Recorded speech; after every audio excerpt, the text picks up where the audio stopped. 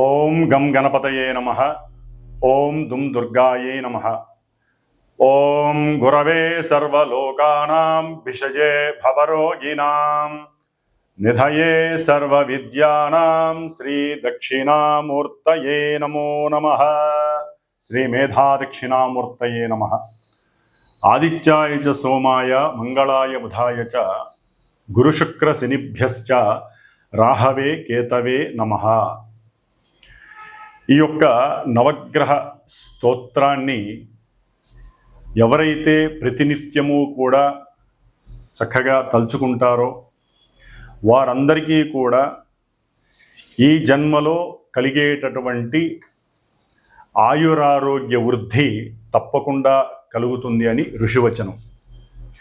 ముఖ్యంగా ఈ వైశాఖ మాసంలో మే 15వ తేదీ నుండి మరలా జూన్ 15వ తేదీ వరకు కూడా మనకి ప్రతి నెలా కూడా ఎప్పుడెప్పుడు సూర్యుడు తన యొక్క రాశి ప్రవేశాన్ని మార్చుకొని ఏ ఏ రాశుల వారికి ఏ ఏ విధమైనటువంటి శుభ ఫలితాలను ఇస్తాడో అని ఎదురు చూస్తూ ఉంటారు ప్రేక్షకులందరూ కూడా. నవగ్రహ ప్రేక్షకులు అంటే నవగ్రహాలని చాలా మనస్ఫూర్తిగా స్వీకరించి వారి యొక్క మనసుని ఆ గ్రహ పేరితం ద్వారా పిన్ టు పిన్ పాయింట్ని అనుసరిస్తూ వెళ్ళేటటువంటి వారందరికీ కూడా ఈ నెలంతా కూడా శుభప్రదంగా ఉండాలని కోరుకుంటూ, మరి మార్చి 30 నుండి జరిగినటువంటి కొన్ని గ్రహస్థితుల యొక్క కలయికల వలనే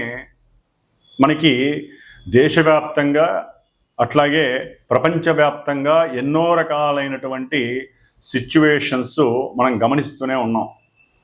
అది ఈ క్షణము ఈ రోజుకు కూడా ఏం జరుగుతుందో మీ అందరికీ చెప్పచ్చు. ఇవన్నీ కూడా 6 నెలల నుండి జ్యోతిష్కులందరూ కూడా చక్కగా వారికి ఉన్నటువంటి జ్ఞానంతో ప్రబోధిస్తూనే ఉన్నారు. కొంతమంది కొట్టిపారేశారు, కొంతమంది నమ్మారు. నమ్మినా కొట్టిపారేసినా గ్రహాలు ఇచ్చేటటువంటి పరిస్థితుల్ని వాటి నుండి తప్పించుకునే ప్రయత్నాల్ని మనం చేయలేం.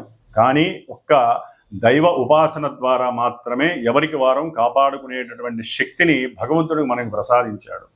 మరి ఈ సూర్య భగవానుడు అట్లాగే ఈ నెల అంటే ఈ నెలలో మే 14వ తారీఖు మధ్యాహ్నం నుండి కూడా మరి దేవతలందరికీ గురువైనటువంటి ఆ బృహస్పతి వృషభ రాశిలో నుండి మిథున రాశిలోకి సంచరిస్తుంటే ఈ గ్రహాలన్నిటినీ తిప్పేటటువంటి సూర్య భగవానుడు మేషరాశి నుంచి వృషభ రాశిలోకి తన యొక్క సంచారాన్ని మే 15వ తారీఖున చక్కగా వృషభ సంక్రమణం ద్వారా మనందరికీ కూడా ఆయన యొక్క సూర్యకిరణాల ద్వారా ఆయుష్ని, ధనాన్ని, మేధస్సుని ప్రసాదిస్తున్నాడు.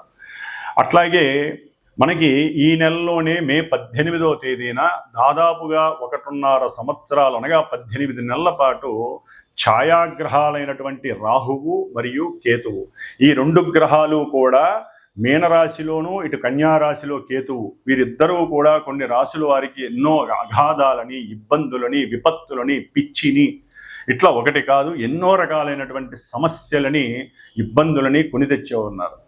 కొంతమంది రాశులకి ఇప్పుడు ఈ రాహుకేతువుల వలన దోషము, మరికొంతమందికి చక్కగా విముక్తి కలుగుతున్నాయి. అవి ఏవే రాశిలో కూడా ఆల్రెడీ మీ అందరికీ కూడా కొన్ని వీడియోల ద్వారా పరిచయం చేశారు ఎంతోమంది జ్యోతిష్కులు.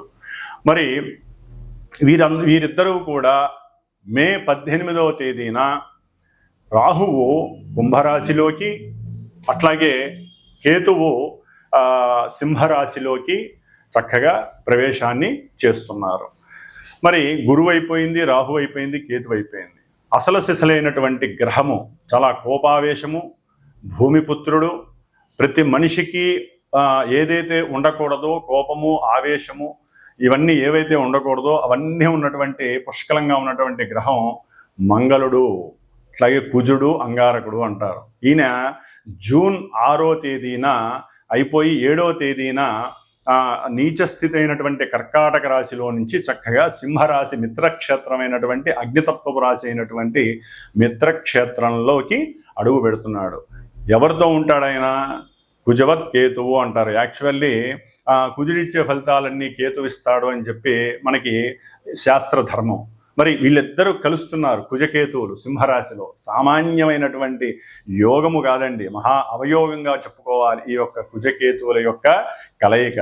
అట్లాగే శని రాహువులు కలిసి ఉన్నటువంటి వారు కాస్త రాహువు విడిపోతున్నాడు. కొంతవరకు అది ప్రపంచానికి క్షేమము, అట్లాగే కొన్ని రాశుల వారికి కూడా క్షేమప్రదము అని మనం చెప్పుకోవచ్చు. కాబట్టి ఈ కుజుడు జూన్ 7వ తేదీన కేతువుతో కలిసి సింహరాశిలోకి వచ్చినప్పుడు కొన్ని రాశుల వారికి, ముఖ్యంగా మేషము వృశ్చికము లగ్నముగా ఉన్న వాళ్ళకి, రాశులుగా ఉన్నటువంటి వారికి, అట్లాగే ఎవరికైనా సరే కుజుడు యొక్క నక్షత్రాలైనటువంటి మృగశిర, చిత్త, ధనిష్ట ఈ నక్షత్రాధిపతి అయినటువంటి మరి అధిపతి కుజుడు కాబట్టి ఈ కుజుడు కేతువు కలిసినటువంటి ప్రభావం వారి మీద ఉంటుంది. అట్లాగే ఎవరికైతే వారి యొక్క జన్మజాతకంలో కుజ మహర్దశ కానీ కుజ అంతర్దశ కానీ నడుస్తుందో వారికి కూడా కొన్ని అవాంతరాలు, ఇబ్బందులు కలగడానికి అవకాశాలు పుష్కలంగా ఉన్నాయి.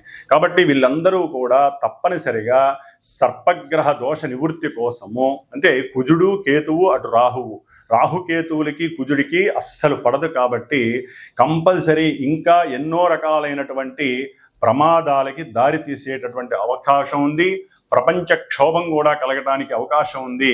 ముఖ్యంగా రాజకీయ నాయకులు అట్లాగే దేశాధ్యక్షులకి ఇది ఒక గండంగా కూడా మనం భావించాలి. అయితే మన దేశంలో ముఖ్యంగా కర్మభూమి, యజ్ఞభూమి కాబట్టి ఈ యొక్క రాహుకేతువులు కుజుడు యొక్క ఈ మిశ్రమ ఫలితం, అంటే వీళ్ళందరూ కలిసినటువంటి సంయోగ ఫలితము ఎదిరించటానికి ఒక్క సుబ్రహ్మణ్యేశ్వర స్వామి ఒక్కడే మహానుభావుడు. ఆయన్ని మనం ఆరాధించటం, ఆయన హోమాలు ఎంత చేసుకుంటే అంత మంచిదండి. దాదాపుగా జూన్ 7వ తేదీ నుండి జూలై 29వ తేదీ వరకు దాదాపుగా ఈ కుజకేతువులు కలిసి ఉంటారు. ఈ మధ్యకాలంలో చాలా ఇబ్బందికరమైనటువంటి పరిస్థితులు ఉంటాయి. అట్లాగే జూన్ 17వ తేదీ నుండి జూన్ 30వ తేదీ వరకు కూడా ఈ రాహువు కేతువు మధ్యలో దాదాపుగా గ్రహాలన్నీ ఉంటాయి. అంటే చంద్రుడితో పాటుగా మిగతా సప్తగ్రహాలు ఉంటాయి కాబట్టి ఇది కాలసర్ప యోగ దోషము అంటారు. కాబట్టి ఏది జరిగినా ఇబ్బందులు కానీ, అవాంతరాలు కానీ, అగాధాలు కానీ ఈ మధ్యలోనే జరుగుతాయి ప్రపంచానికి మొత్తానికి కూడా. కాబట్టి అవన్నీ ఆపటానికి అందరం కూడా తప్పనిసరిగా ఎవరికి అవకాశం ఉన్నవారు వారి సొంత జాతకరీత్యా కానివ్వండి, ప్రపంచ క్షేమం, దేశక్షేమం కోసం ఆ సుబ్రహ్మణ్యేశ్వర స్వామి ఆరాధనలు, పూజలు, హోమాలు చేయటం ద్వారా వాళ్ళు శాంతించి, కుజరాహుకేతువులు శాంతించి దేశం సుభిక్షంగా ఉంటుంది. ఈ యొక్క కొట్లాటలు కానీ, యుద్ధాలు కానీ, ఈ భయ ప్రకంపనాలు కానీ ఇవన్నీ కూడా తగ్గిపోతాయి. ఎన్నో అగ్ని ప్రమాదాలు జరగడానికి అవకాశం ఉంది. ఎన్నో రకాలైనటువంటి రాజదండనలు, అంటే రాజకీయ పరంగా ఎన్నో ఇబ్బందులు ఎదురే అవకాశాలు ఉంటాయి. ఇవన్నీ కూడా మనం దరిమిలా పక్కకి తోసేయడానికి అవకాశం ఉంటుంది. కాబట్టి ఈ యొక్క వృషభ సంక్రమణానికి మేషరాశి నుంచి మరి వృషభంలో రవి, అట్లాగే మిథునంలో గురుడు, అట్లాగే మనకి సింహరాశిలో కుజకేతువులు, కుంభంలో రాహువు, అట్లాగే ఈ బుధుడు శని యొక్క సంయోగం నుంచి ఎప్పుడో 7వ తారీఖే బయటకు వచ్చేసాడు. మే 7వ తారీఖునే. శుక్రుడు కూడా ఇప్పుడు దాదాపుగా మే 31 అంటే మే 31వ తేదీన శని నుంచి విడి మేషరాశిలోకి వస్తున్నాడు. కాబట్టి ఒక్క శని మాత్రమే మనకి మీనరాశిలో ఉంటాడు. కాబట్టి సాధ్యమైనంత వరకు కొంత ప్రభావం, అంటే మనకి కలిగేటటువంటి కొన్ని ఇబ్బందుల నుంచి ఈ ఒక్క శని మాత్రమే ఉంటాడు. కాబట్టి ఇబ్బందులన్నీ కూడా తొలగిపోతాయి. ప్రపంచం కొంచెం సుభిక్షంగా ఉండడానికి అవకాశం ఉంటుంది. కాకపోతే కొన్ని గ్రహాల యొక్క కలయిక మంచిది కాదు కాబట్టి కాలసర్ప యోగ దోష ప్రభావం మన దేశం మీద, ప్రపంచం మీద ఉంటుంది. పర్సనల్ వ్యక్తిత్వ జాతకాల మీద కూడా ఉంటుంది. కాబట్టి అందరూ కూడా తమ యొక్క వ్యక్తిగత జాతకాలని చక్కగా గురువుల ద్వారా చూపించుకొని తగినటువంటి సుబ్రహ్మణ్య హోమాలు కానివ్వండి, అట్లాగే కుజరాహు కేతువులకి కంపల్సరీ తప్పనిసరిగా జపాదులు, దానాదులు, హోమాదులు చేయించుకోవాలి. ఇలా చేయించుకోవటం వలన చాలా ఉపశమనం కలుగుతుంది. కాబట్టి మరి ఏ రాశుల వారికి, మేషాది పర్యంతం మీనరాశి వరకు ఏ రాశుల వారికి ఈ గ్రహాలు ఈ స్థానాల్లో ఉండటం ద్వారా ఏ ఫలితాలు కలుగుతాయి, ఏ ఆనందాలు కలుగుతాయి, ఇబ్బందులు కలుగుతాయి అనేటటువంటి విషయ పరిజ్ఞానాన్ని మనం ఈ యొక్క వృషభ సంక్రమణంలో తెలుసుకుందాం. సింహరాశి వారికి మే 15వ తేదీ నుండి జూన్ 15వ తేదీ వరకు కూడా రవి 10వ స్థానంలో ఉండటం ద్వారా చక్కటి ఆరోగ్యము, మనస్సులో ఉన్నటువంటి సత్ప్రవర్తన, సద్భావన, మీరు చేసుకున్నటువంటి పూజా ఫలితాల వలన, అట్లాగే ఇప్పటి వరకు ఉద్యోగం లేనటువంటి వారికి, సింహరాశి వారికి మంచి ఉద్యోగ ప్రాప్తి ద్వారా అఖండమైనటువంటి ధనాదాయము కలగటం, అట్లాగే ఈ యొక్క సింహరాశి వారికి చదువుకునేటటువంటి విద్యార్థులు ఎవరైతే ఉంటారో వీరికి ఇప్పటి వరకు ఏదైనా గవర్నమెంట్ వ్యవస్థల ద్వారా కానీ, గవర్నమెంట్ ద్వారా కానీ ఏదైనా ఇబ్బందులు కనుక ఉన్నట్లయితే అవన్నీ తొలగిపోయి వీరికి చదువు ద్వారా ఉన్నతమైనటువంటి కీర్తి ప్రతిష్ట కలిగే అవకాశము, లేదా భృత్యము అంటే గవర్నమెంట్ సంస్థల ద్వారా, గవర్నమెంట్ ద్వారా చదువుకోవడానికి సరైనటువంటి భృత్యము లభించే, అంటే స్కాలర్షిప్స్ కానీ, ధనం కానీ ఏదో రకంగా ఆకస్మికంగా వీరికి ధనం లభించేటటువంటి పరిస్థితి. అంటే వీరు చేసుకున్నటువంటి దైవోపాసన అనేటటువంటి కర్మల ద్వారా రవి 10వ భావంలో 10వ స్థానంలో ఉండి వీరికి సంప్రాప్తిస్తున్నాడు. అట్లాగే నేత్ర సంబంధితమైనటువంటి ఏదైనా దోషాలున్నా అవన్నీ కూడా తొలగిపోయి, కర్మబాధలు తొలగిపోయి చక్కటి నేత్ర దృష్టి కలగడానికి అవకాశం ఉంటుంది. అట్లాగే వీరు ఏదైనా సరే ఆర్థికపరమైనటువంటి పరిస్థితులు, అంటే ఏదైనా సరే ఉద్యోగాల్లో కానివ్వండి, లేకపోతే కుటుంబంలో కానివ్వండి, భార్యాభర్తల కుటుంబాల్లో కానీ ఎవరికైనా సరే ధనం కనుక ఇచ్చి ఉన్నట్లయితే అవి కూడా చక్కగా వీరు ఏదైనా గృహం కట్టుకునేటటువంటి పరిస్థితుల్లో ఆటంకాలు, ఇబ్బందులుగా ఉన్నట్లయితే సమయానికి ఆ ధనం వీరికి లభించడం ద్వారా ఆ ఇంటి పని పూర్తయ్యేటటువంటి పరిస్థితులు సింహరాశి వారికి కనిపిస్తున్నాయి.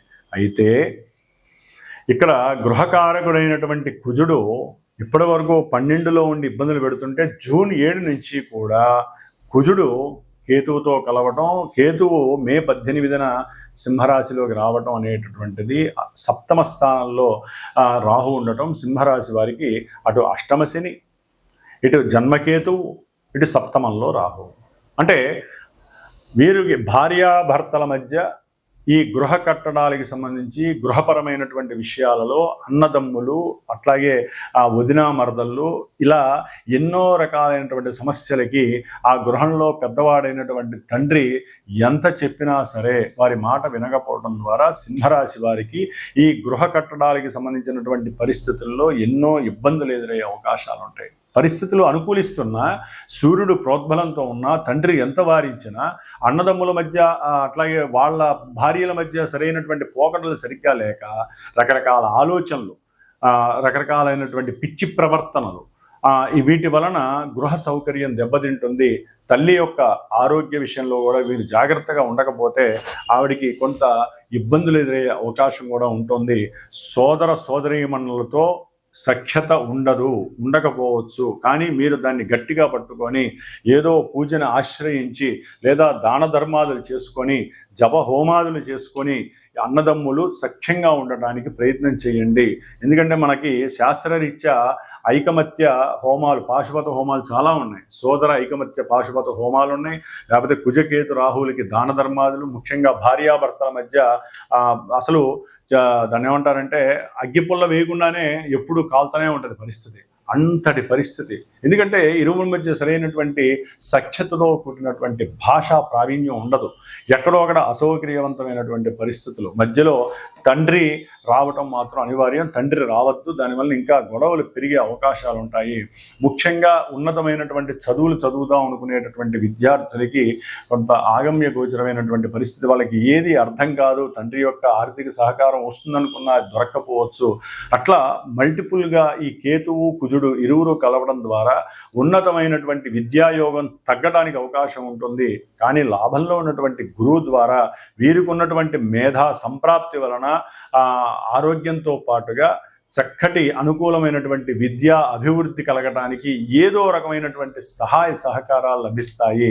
అట్లాగే ఎవరైనా సంతాన యోగం గురించి కనుక ప్రయత్నం చేస్తున్నట్లయితే సంతాన ప్రాప్తి కలగడానికి అవకాశం ఉంటుంది గురుబలం వలన.